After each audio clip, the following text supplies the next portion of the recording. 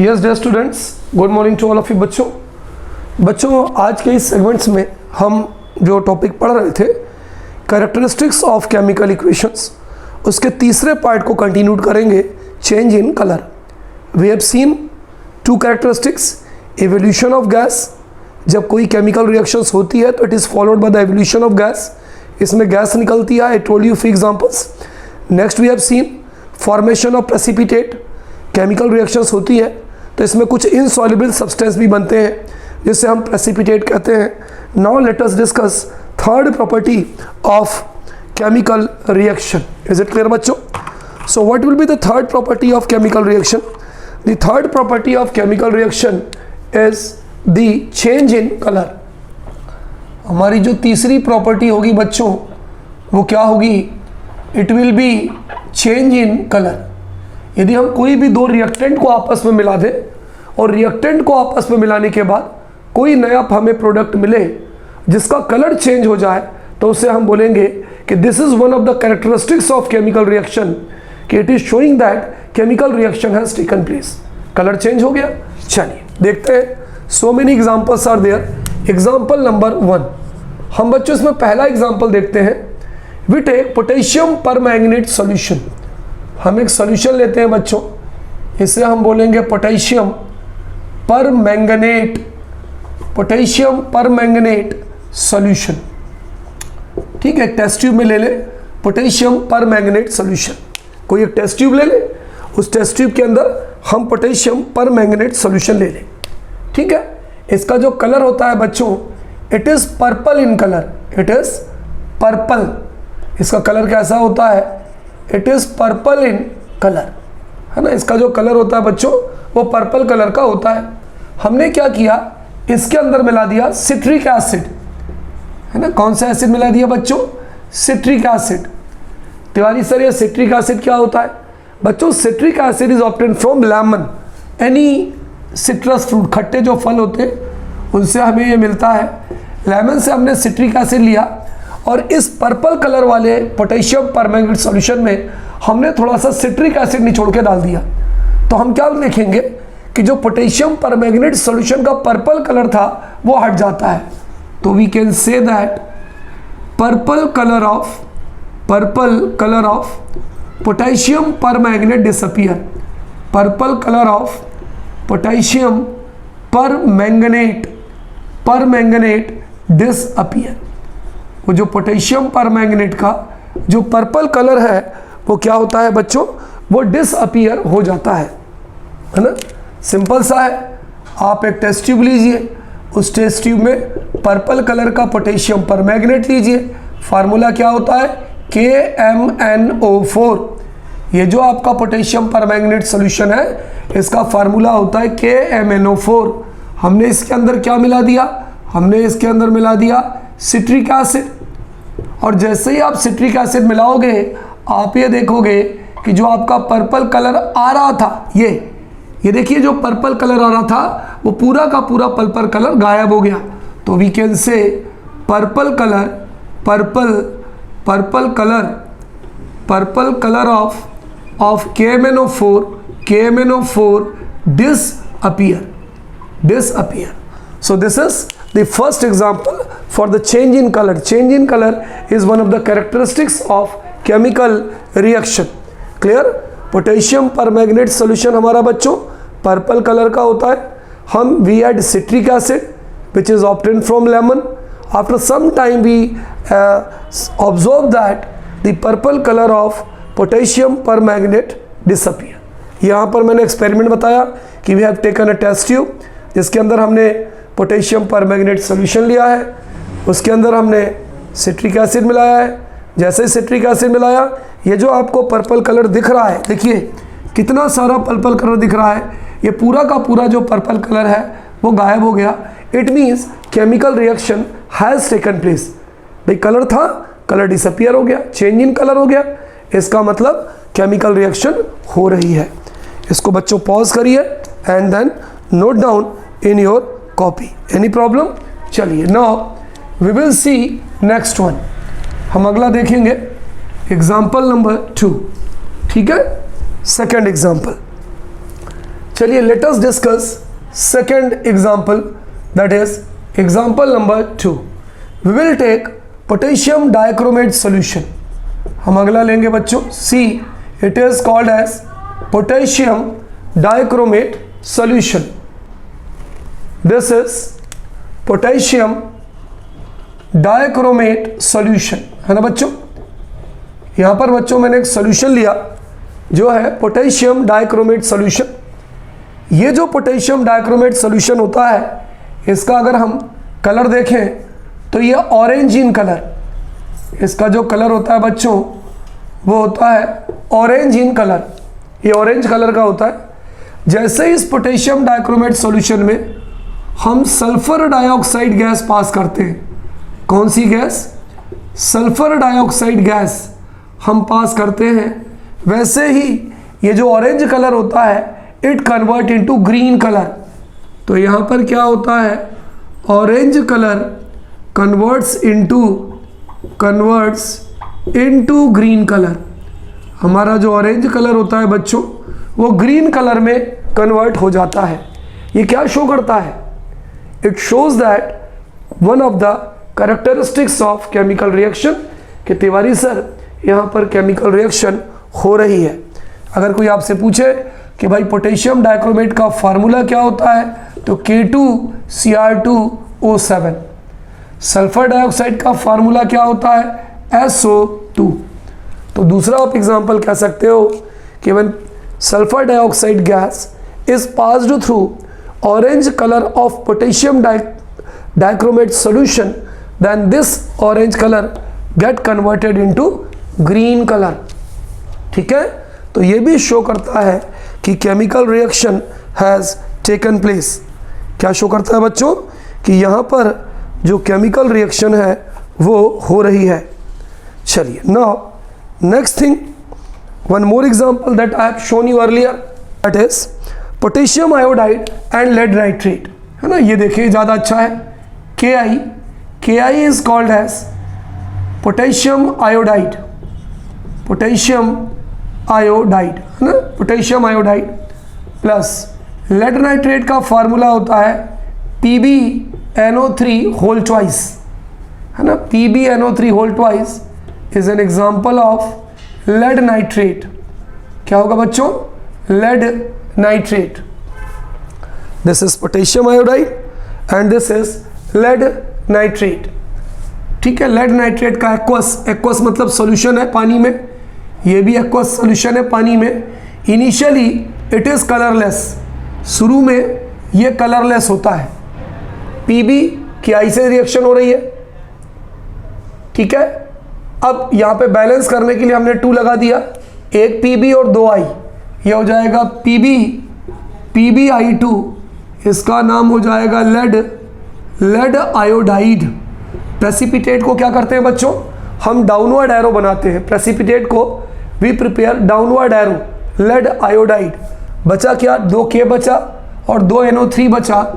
It will be 2KNO3, it will be 2KNO3 potassium nitrate. तो ये lead iodide का बच्चों कौन सा प्रेसिपिटेट बन गया? Yellow PPT. तो हुआ क्या, यहाँ पर सॉल्यूशन हमारा कलरलेस था और कलरलेस से ये येलो में कन्वर्ट हो गया. तो it is also one of the chemical reaction followed by change in colour. तो बच्चों यहाँ भी जो केमिकल रिएक्शन हो रही है it is followed by change in colour. यहाँ पर जो केमिकल रिएक्शन हो रही है बच्चों, ये भी किसके द्वारा फॉलोड की जा रही है? It has been followed by change in colour. Clear? तो मैंने आपको 3 एग्जाम्पल बताए, नोट डाउन. बच्चों we will continue with another characteristics, that is characteristics number 4, that is change in temperature. अगला जो हमारा कैरेक्टरिस्टिक्स है बच्चों वो क्या है? Our that characteristics will be change in temperature. जब कोई केमिकल रिएक्शन होती है बच्चों तो वहाँ पे टेम्परेचर में भी चेंज होता है ना. That is called as change in temperature. इसको पढ़ने के लिए बच्चों, जैसे मान लीजिए हमने 2 चीज़ ली, 2 रिएक्टेंट लिया, दोनों को मिला दिया तो टेस्ट ट्यूब गर्म हो जाएगा, इसका मतलब रिएक्शन हो रही है। या टेस्ट ट्यूब ठंडा हो जाएगा, इसका भी मतलब है रिएक्शन हो रही है। चलिए अब हम देखते हैं, चेंज इन टेम्परेचर पढ़ने के पहले हमें दो डेम क्लियर करने पड़ेंगे। एक्सोथर्मिक रिएक्शन समझना पड़ेगा, क्या होती है एक्सोथर्मिक रिएक्शन और क्या होती है एंडोथर्मिक रिएक्शन। एक्सोथर्मिक रिएक्शंस क्या होती हैं बच्चों? Those reactions in which heat और एनर्जी इज रिलीज्ड और प्रोड्यूस्ड। जब हम दो चीज़ को मिलाएं और कुछ ऐसा हो कि हीट निकले या एनर्जी निकले। क्यों बच्चों? Heat is a form of energy. तो हम ये कह सकते हैं कि those chemical reactions, those chemical, है ना बच्चों, ध्यान रखिए, रिएक्शंस इन विच, जिसके अंदर इन विच हीट और energy, those chemical reactions in which heat और एनर्जी इज प्रोड्यूस्ड, हीट और एनर्जी इज प्रोड्यूस्ड, उनको हम क्या बोलते हैं? एक्सोथर्मिक रिएक्शंस बोलते हैं। इफ एनीवन से व्हाट आर एक्सोथर्मिक रिएक्शंस, तो those reactions in which heat और एनर्जी इज प्रोड्यूस्ड कॉल्ड, उनको क्या बोलेंगे बच्चों? Called exothermic reactions. ऐसे रिएक्शंस को बच्चों हम एक्सोथर्मिक रिएक्शंस कहते हैं। चलिए भाई, can you tell me the name of anyone exothermic reactions बच्चों? बिल्कुल, मैंने आपको पढ़ाया था। यदि हम डाइल्यूट सल्फ्यूरिक एसिड लें और टेस्ट ट्यूब लें, टेस्ट ट्यूब के अंदर डाइल्यूट सल्फ्यूरिक एसिड लें और उसके अंदर जिंक मेटल डालें, तो आपने देखा था जिंक सल्फेट बनता है, हाइड्रोजन गैस निकलती है और टेस्ट ट्यूब गर्म हो जाता है। तो हम इसका एग्जांपल लिख सकते हैं। फॉर एग्जांपल ये हो गया zinc metal, dilute sulphuric acid मिला दें, H2SO4 जिंक सल्फेट से रिएक्ट करेगा, ये हो जाएगा ZnSO4 और प्लस क्या निकलेगा? H2। फिर से देखिए, जिंक ने सल्फेट से रिएक्ट किया, ZnSO4 H2 हो गया। अगर कोई इसका नाम लिखने को बोले बच्चों, the name of these elements, so this is called as zinc metal, this is called as dilute sulphuric acid, this is zinc sulphate, और यहाँ पर जो गैस निकल रही है वो हाइड्रोजन गैस निकल रही है। ठीक है, ये जिंक सल्फेट है। तो ये बच्चों मैंने आपको ये जो रिएक्शन बताई थी, ये मैंने आपको इवोल्यूशन ऑफ गैस में भी बताई थी, है ना, इवोल्यूशन ऑफ गैस में भी बताई थी कि यहाँ पर हाइड्रोजन गैस निकल रही है। लेकिन क्या होता है कि यहाँ पर हमारी जो टेस्ट ट्यूब होती है जिसके अंदर हम ये रिएक्शन करते हैं, वो भी गर्म हो जाती है। तब क्या करेंगे? देखिए, बहुत ध्यान से देखिए कि एक्सोथर्मिक के लिए क्या नोटेशन होता है। हीट निकलती है, कैसे शो करेंगे? जब जिंक ने डाइल्यूट सल्फ्यूरिक एसिड से रिएक्ट किया, टेस्ट ट्यूब में H2SO4 था, है ना, ये मान लीजिए हमने टेस्ट ट्यूब लिया, इसके अंदर सल्फ्यूरिक एसिड है और इसके अंदर हमने जिंक मेटल मिला दिया।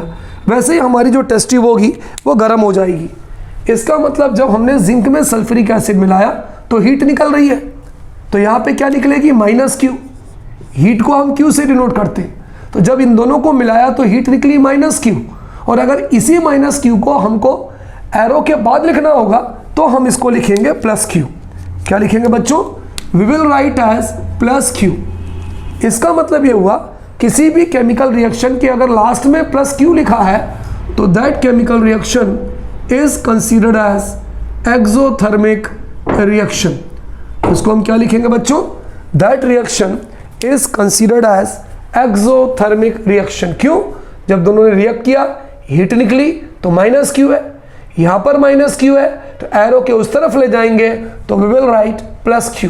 Q इंडिकेट हीट और एनर्जी। इज इट क्लियर बच्चों? Q जो इंडिकेट करता है, ये हीट को इंडिकेट करता है या किसको इंडिकेट करता है बताइए? एनर्जी को भी इंडिकेट करता है। ना क्वेश्चन एनालिसिस कि तिवारी सर एक आध एग्जाम्पल ऑफ एंडोथर्मिक रिएक्शन का बताइए। चलिए एक एग्जाम्पल हम एंडोथर्मिक रिएक्शन का भी देखते हैं। Example number 2। जब बच्चों हम, अच्छा चलिए इसको, इसकी स्टेट लिख दें। सिंगल है, मेटल मैंने बताया था हमेशा मेटल की स्टेट क्या होती है, बोलो बच्चों? सॉलिड हो गई। सल्फ्यूरिक एसिड पानी में है इसलिए एक्वस हो गया। जिंक सल्फेट पानी में है इसलिए एक्वस हो गया। हाइड्रोजन गैस है इसलिए G हो गया। ये इनकी फिजिकल स्टेट है। यदि आप रिएक्शन को फिजिकल स्टेट के साथ लिखते हैं तो ज़्यादा बेटर होता है। अगर कोई चीज़ पानी में घुली है बच्चों तो हम एक्वस लिखते हैं, एक्वस AQ, मैंने आपको पढ़ाया था। जिंक सल्फेट पानी में एक्वस AQ, हाइड्रोजन गैस है जी। चलिए अब हम एक देखते हैं रिएक्शन एंडोथर्मिक, जिसमें हीट एब्जॉर्ब होती है, टेस्ट ट्यूब ठंडा होता है। Reaction between barium hydroxide and ammonium chloride, BaOH whole twice. BaOH whole twice को बच्चों हम बोलते हैं बेरियम हाइड्रोक्साइड। मैं यहाँ पे इसका नाम लिख रहा हूँ barium hydroxide, BH whole twice. Plus हम इसके अंदर मिलाते हैं अमोनियम क्लोराइड NH4Cl हम इसके अंदर मिला रहे हैं बच्चों। इसे हम बोलेंगे अमोनियम, क्या कहेंगे बच्चों, हम इसे बोलेंगे ammonium chloride. It is called as ammonium chloride. चलिए रिएक्शन देखते हैं। बैलेंस करने के लिए हम इसकी रिएक्शन देखते हैं। यहाँ पर हमने 2 लगा दिया, एक Ba ये हो गया और 2 Cl यहाँ से ले लिया, एक Ba 2 Cl, ये बन गया BaCl2, 2 अमोनियम बचा, 2 OH बचा, तो हो जाएगा 2NH4OH। इसका नाम होगा बच्चों barium chloride. It's name will be barium chloride and it's name will B ammonium hydroxide, ammonium hydroxide. ठीक है, तो ये हो गया बेरियम हाइड्रोक्साइड, ये हो गया अमोनियम क्लोराइड। तो BaCl2 बेरियम क्लोराइड और 2NH4 2H, तो 2NH4OH अमोनियम हाइड्रोक्साइड। इस रिएक्शन में क्या पाया जाता है बच्चों कि यहाँ तो हीट निकली थी तो -Q।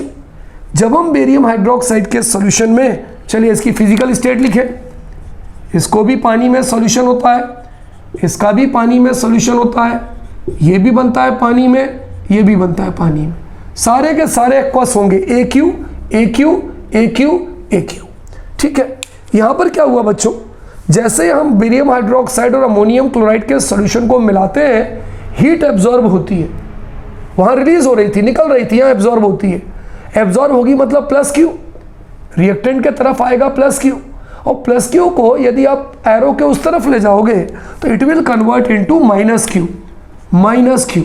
ये जो रिएक्शन है बच्चों, this reaction is called as endothermic reaction. ये जो हमारी रिएक्शन है, इस रिएक्शन को हम कौन सी रिएक्शन कहते हैं, this is called as endothermic reaction. Is it clear? तो एक्सोथर्मिक रिएक्शन में हम लास्ट में +Q लिखते हैं और एंडोथर्मिक रिएक्शन में हम लास्ट में -Q लिखते हैं। तो एक्सोथर्मिक की डेफिनेशन, पहला वाला एग्जांपल एक्सोथर्मिक का होगा, और अगर एंडोथर्मिक आपसे पूछा जाए तो देखिए मैं यहाँ पे चेंज कर देता हूँ। एक्सो तो लिख लिया आपने, है ना, एक्सो का पहला एग्जांपल है, ठीक है। एंडो का देखिए, अगर आपको एंडो पूछा जाए, एंडोथर्मिक रिएक्शन, तो those chemical reaction in which heat और एनर्जी इज प्रोड्यूस्ड की जगह आ जाएगा observed, energy absorbed, ABSORBED, absorbed, called endothermic reaction. कौन सी रिएक्शन बोलते हैं बच्चों? Endothermic reaction. तो एंडोथर्मिक रिएक्शन का एग्जांपल होगा 2। तो एक्सो का पहला example sin +Q, endo reaction का दूसरा example -Q। Is it clear? तो these are the chemical reaction which are characterized by the change in temperature. Is it clear? ठीक है, चलिए बच्चों, एक एक्सोथर्मिक रिएक्शन का बड़ा फेमस एग्जांपल है, बहुत ही फेमस एग्जांपल है, ठीक है, ध्यान दीजिए। चलिए मैं आपको बताने जा रहा हूँ, बहुत ही फेमस एग्जांपल है of exothermic reaction in which heat is released. इसमें क्या निकलता है बच्चों? हीट जो है वो रिलीज होती है। चलिए बताइए, कोयला है ना, carbon, when carbon is burned with oxygen, अगर हम कार्बन को, this is called as carbon यानी कोल, कोयला, COL, coal is burned with oxygen, तो कौन सी गैस बनेगी बताओ? CO2 गैस बनेगी। आपने देखा कोयले को जब हम जलाते हैं तो हीट है, यहाँ से -Q हो रही है, जब हम इस तरफ लिखेंगे तो it will come into +Q। ये भी कौन सा एग्जाम्पल है बताओ?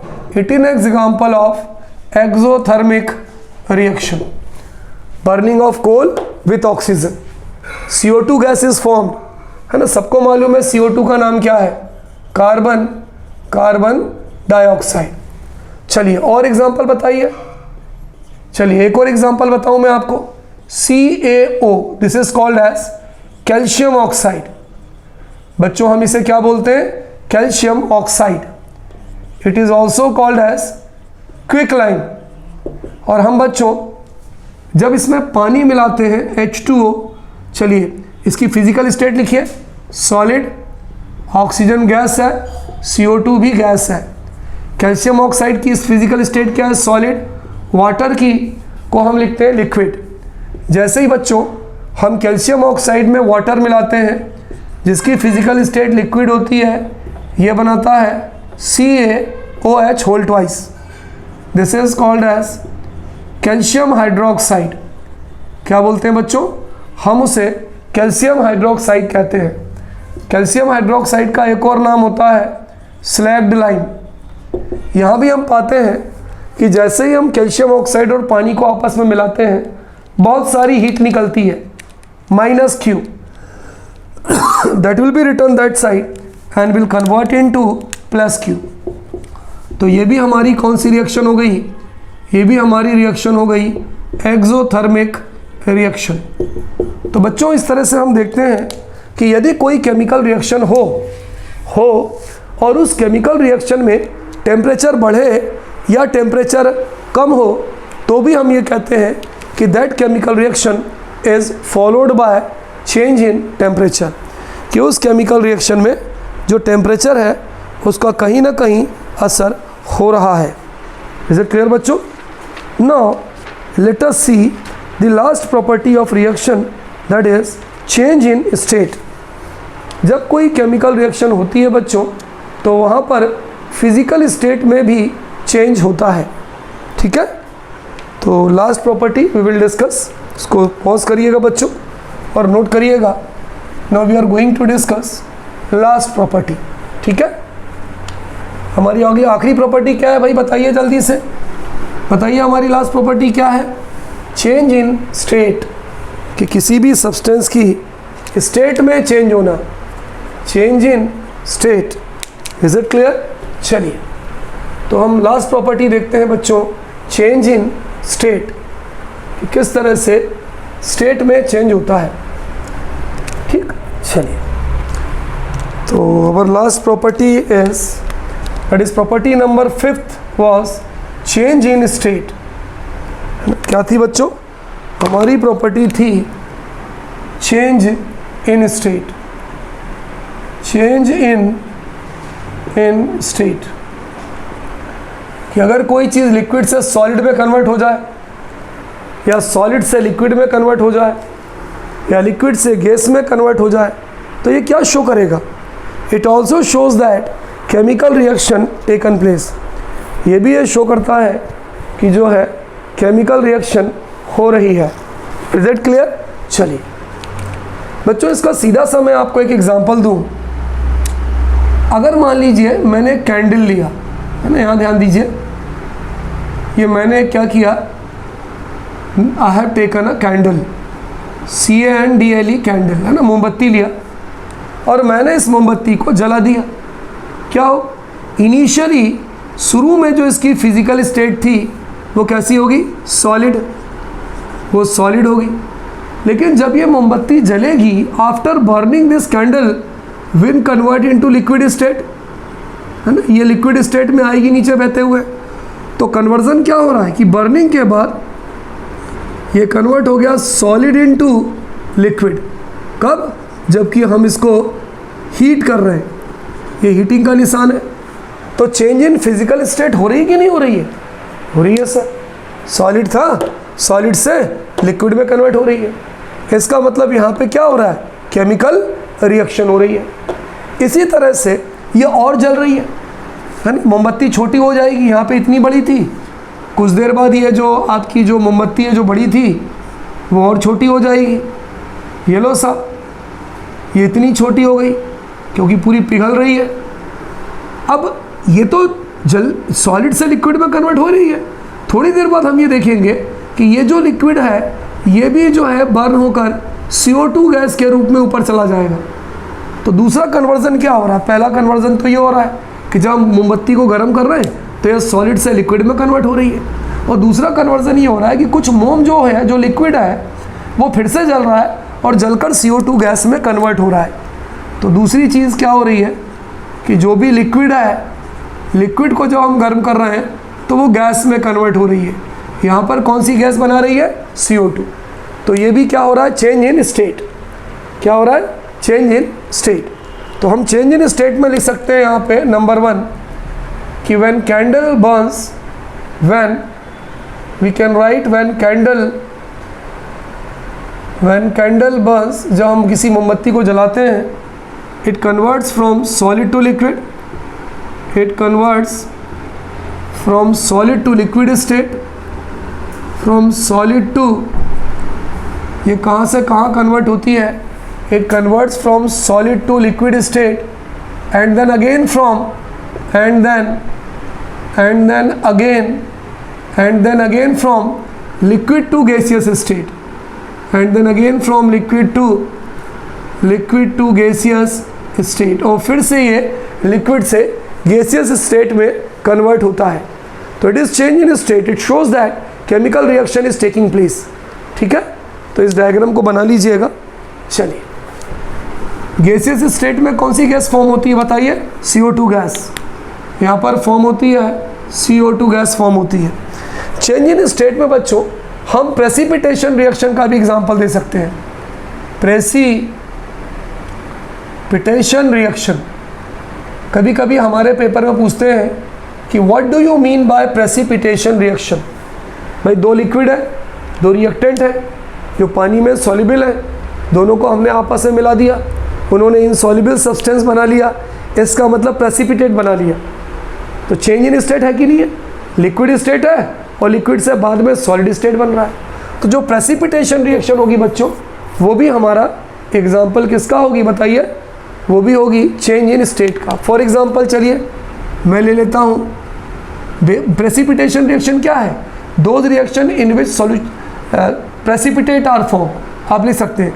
तो मैं इसका एग्जांपल ले सकता हूँ बेरियम क्लोराइड प्लस H2SO4, है ना। मैंने लिया बच्चों यहाँ पे बेरियम क्लोराइड लिया, बेरियम क्लोराइड, और यहाँ पर ले लिया बच्चों सल्फ्यूरिक एसिड, सल्फ्यूरिक एसिड ले लिया। बोलो क्या रिएक्शन होगी? BaSO4, ये आपका बन गया BaSO4। Tell me its name, its name will be barium sulphate. BaSO4 2H और 2Cl, it will form 2HCl, hydrogen chloride, hydrogen chloride. यहाँ पे कंफ्यूजन है कि तिवारी सर कब इसे हाइड्रोजन क्लोराइड कहेंगे और कब इसे हाइड्रोक्लोरिक एसिड कहेंगे। अगर ये लिक्विड फॉर्म में है तो हाइड्रोजन क्लोराइड कहेंगे, अगर ये हाइड्रोक्लोरिक एसिड कहेंगे, और अगर ये लिक्विड फॉर्म में होगा तो गैसियस फॉर्म में होगा तो हाइड्रोजन क्लोराइड कहेंगे। चलिए अब इसकी फिजिकल स्टेट देखें। पानी में घोला है एक्वस, पानी में घुला है एक्वस। अच्छा ये क्या है? PPT है, सॉलिड स्टेट है। जितने भी प्रेसिपिटेट होते हैं वो सॉलिड होते हैं। तो यहाँ पर हम लिखेंगे वाइट PPT, है ना, वाइट PPT। इसकी जो फिजिकल स्टेट होगी वो कौन सी हो जाएगी? Solid state. तो ये भी चेंज इन स्टेट है, क्योंकि यहाँ पे ये जो दोनों थे ये किस स्टेट में थे? दोनों के दोनों लिक्विड स्टेट में थे, और कन्वर्जन के बाद लिक्विड स्टेट कौन से स्टेट में कन्वर्ट हो गई? सॉलिड स्टेट में। तो यदि किसी सब्सटेंस की स्टेट में चेंज होता है, इसका मतलब it also shows that chemical reaction has taken place. तो बच्चों आज के इस सेगमेंट में, इस एपिसोड में what we have clear, we all have read up to the characteristics of chemical reaction, completed 5, that is first I have discussed about the evolution of gas, इसका मतलब केमिकल रिएक्शन हो रही है। Second formation of precipitate, insoluble solid, chemical reaction हो रही है। Next change in temperature, test tube का temperature बढ़ता है या घटता है, इसका मतलब केमिकल रिएक्शन हो रही है। Next change in colour, colour में कोई चेंज आता है, केमिकल रिएक्शन हो रही है। और अगर चेंज इन स्टेट होता है तो भी ये शो करता है कि केमिकल रिएक्शन हो रही है। अब बच्चों कभी कभी हमारे पेपर में ये क्वेश्चंस आता है कि write down the chemical reaction which are favoured by 2 characteristics, जिसमें 2 या 3 कैरेक्टरिस्टिक्स होते हैं, तो वहाँ पर हम कुछ रिएक्शंस के एग्जाम्पल दे सकते हैं। ठीक है, चलिए I am writing here question and discussing them. बच्चों ध्यान दें, सपोज करिए कि आपसे पूछा जाए कि write chemical equation favoured by 2 characteristics, है ना। मैंने यहाँ पे क्वेश्चन लिखा कि write chemical reactions, write chemical reaction favoured by more than 1 characteristics, है ना। Write chemical reaction favoured by more than 1 characteristic, जिसका फेवर होता है फेवर्ड बाय मोर देन, बोलो बच्चों, more than 1 characteristics, more than 1 characteristics, है ना, जिसका एक से ज़्यादा कैरेक्टरिस्टिक्स होता है ना। बच्चों आपको मालूम है बहुत ही फेमस रिएक्शन है, Zn मतलब जिंक, रिएक्शन हो रही है H2SO4 से ZnSO4, क्या बनेगा, जिंक सल्फेट बनेगा, हाइड्रोजन गैस निकलेगी और यहाँ पर टेम्परेचर बढ़ता है ये। तो इस रिएक्शन की 2 कैरेक्टरिस्टिक्स है। नंबर 1 यहाँ पे हाइड्रोजन गैस निकल रही है, तो पहला कैरेक्टरिस्टिक क्या होगा, बोलो, evolution of hydrogen gas, evolution of hydrogen gas, है ना। हमने पढ़ा था कि अगर कोई गैस निकलती है तो ये भी शो करती है कि वहाँ पर केमिकल इक्वेशन हो रही है, एवोल्यूशन ऑफ हाइड्रोजन गैस। चलो भाई दूसरा कैरेक्टरिस्टिक बताओ क्या होगा, बताओ, चेंज इन टेम्परेचर, क्योंकि रिएक्शन कौन सी है, +Q है, इसका मतलब ये है हमारी एक्सोथर्मिक रिएक्शन, तो टेम्परेचर बढ़ेगा। इसका मतलब दूसरा जो कैरेक्टरिस्टिक इसमें अप्लाई हो रहा है वो है चेंज इन टेम्परेचर, तो हम पूरा लिख दीजिए चेंज इन टेम्परेचर। तो यदि आपके पेपर में पूछा जाए कि write down the chemical reaction followed by more than 1 characteristics, तो we can write this chemical equation, है ना, आंसर, है ना। जिंक क्या होगा, सॉलिड, H2SO4 होगा एक्वस, ये होगा एक्वस और ये होगा आपका गैस। चलिए मैं एक और आपको एग्जांपल बताऊं, ये तो मैंने आपको एक एग्जांपल बताया था। अगर मान लीजिए ये आपके दिमाग में नहीं आ रहा है तो यू कैन कंसीडर एग्जांपल 2। कैसे तिवारी सर, देखिए मैं आपको दूसरा एग्जांपल बताऊं। सपोज करिए मैंने लिया पोटेशियम आयोडाइड Ki और मैंने इसकी रिएक्शन करवाई PbNO3 होल ट्वाइस से लेड नाइट्रेट से, है ना। नाम तो सबको मालूम है, मैं नाम दोबारा नहीं लिख रहा, रिएक्शन में आपको बता चुका हूँ। दिस इज़ पोटेशियम आयोडाइड, बोल रहा हूँ, आप चाहे तो लिख लें, दिस इज़ लेड नाइट्रेट। जब इन दोनों की हमने रिएक्शन करवाई तो ये बनेगा PbI2, है ना, बैलेंस करने के लिए 2 लगा लिया, PbI2 plus 2KNO3 lead nitrate. यहाँ पर बच्चों क्या होता है, लेड नाइट्रेट का प्रेसिपिटेट बनता है, लेड आयोडाइड, इसका नाम क्या है, लेड आयोडाइड। इसका जो PPT बनता है वो कैसा PPT बनता है, येलो PPT बनता है। पोटेशियम आयोडाइड और लेड नाइट्रेट ये कलरलेस है, तो यहाँ पर कौन सी 2 प्रॉपर्टी लग रही हैं, पहली प्रॉपर्टी ये लग रही है change in colour, change in colour, ये कलरलेस होते हैं दोनों, पोटेशियम आयोडाइड और लेड नाइट्रेट, और जैसे ही दोनों आपस में रिएक्ट करते हैं it forms lead iodide which is yellow in colour, तो चेंज इन कलर लग रहा है। ये दोनों लिक्विड है और जब रिएक्शन होती है तो क्या बनाते हैं, सॉलिड बनाते हैं। इसका मतलब दूसरी प्रॉपर्टी जो फॉलो होगी वो होगी चेंज इन स्टेट। तो यहाँ पर भी इस रिएक्शन में भी मोर देन 1 कैरेक्टरिस्टिक लग रहा है, जिसमें से पहला है बच्चों चेंज इन कलर और दूसरा है change in state. Okay students, तो बच्चों पढ़ते रहिएगा, पूरी प्रॉपर्टीज़ कंप्लीट कर लिया है। वेट करिए हमारे अगले सेगमेंट का, that is going to be very interesting segment, जाइएगा नहीं छोड़कर, देखिएगा ज़रूर, that is balancing of chemical equation. Okay students, good day to all of you बच्चों, बाय।